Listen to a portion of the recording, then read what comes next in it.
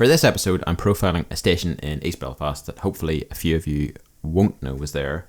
But before I get there, I'm going to take a bit of a run up and start here at the beginning of the Comber Greenway in Ballymacarrat.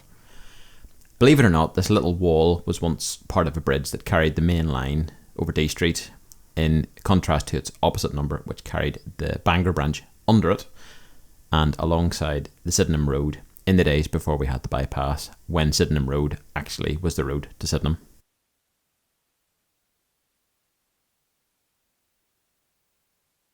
They're now starting to bring this bit of the Greenway into line with the rest.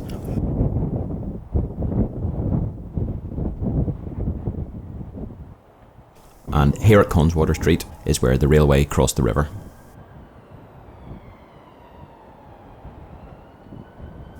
Although it was preceded on the line by Fraser Street Halt and Ballymacarrat Junction, this was now the first proper passenger station you'd have reached on a journey out into the countryside, whereas for the previous 20 odd years it would have been Knock.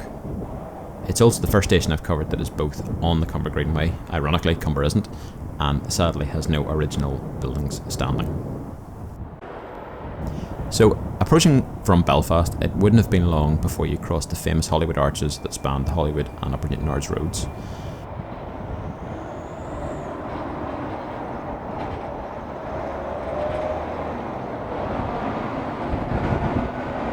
When the railway was first built, there was hardly any traffic on the road, but towards the end of its life it had been overtaken in popularity by trams, cars and trolleybuses, and they were all competing to squeeze between the stone pillars, and there wasn't much room, so it was no surprise that when the railway went, so did the arches, to open everything up for the newly liberated road traffic.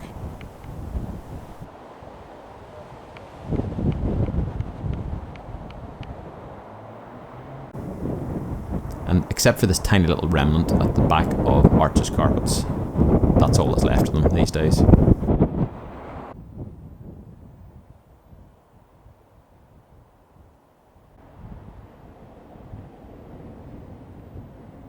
Bloomfield was a relatively late addition to the BCDR network. It opened in May 1879 to serve the salubrious area of the same name. At the time, much of East Belfast was still pretty rural, but punctuated with grand houses that gave their name to the surrounding district, like Orangefield and Edgecombe, and Bloomfield was no exception. And the man who lived in Bloomfield House around this time, Robert Boyd, owned the land that would eventually become the Leafy district that we know today. And he had the wisdom to sponsor the new station through his firm Sinclair and Boyd to encourage home building in the area, and his company even offered new home buyers free rail travel if they bought one of their houses.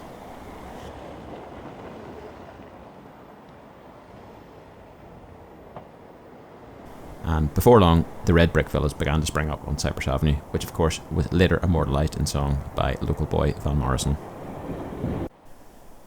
The station buildings and footbridge were designed by a guy called Barclay Wise, who was the BCDR chief engineer and a scarcely believable 23 years old at the time. And later on he was responsible for the Goblin's Cliff Path as well as numerous other stations and railways all over Ireland. This is looking southeast towards the countryside. I think this photo was probably taken in very early spring, as the posters next to the station building are advertising Easter trips to Donaghadee and Newcastle.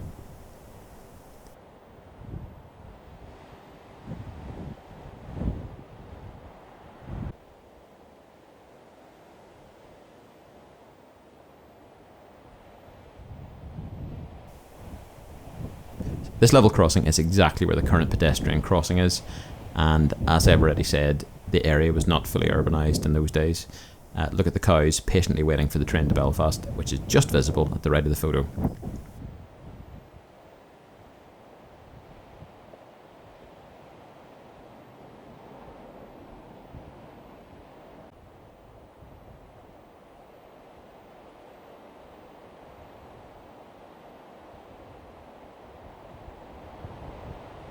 As road traffic increased, the bridge across the North Road was now too narrow and was widened in 1929.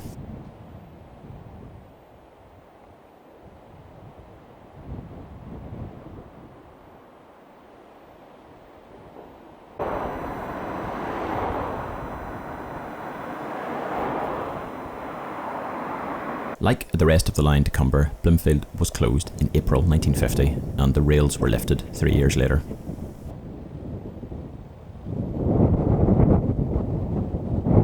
The station house unfortunately soon fell into disrepair and was eventually demolished. One of its last uses was, I kid you not, as the home of an East Belfast puppet theatre group. It is sad, which is a word I keep using, that this lovely area still doesn't have a railway that would get you into town in literally 10 minutes or less. To this day, the only railway station in East Belfast is Sydenham, which I'll be covering at some point in the future, which isn't really that handy. But having said all that, at the very least we still have the Cumber Greenway, which was recently widened and resurfaced here, and to be honest is a hell of a lot better than nothing. Next time we'll take the unusually logical step of calling at the next station along the line, which will be Needles Hill on the Sandown Road. Tune in next time and I'll see you then.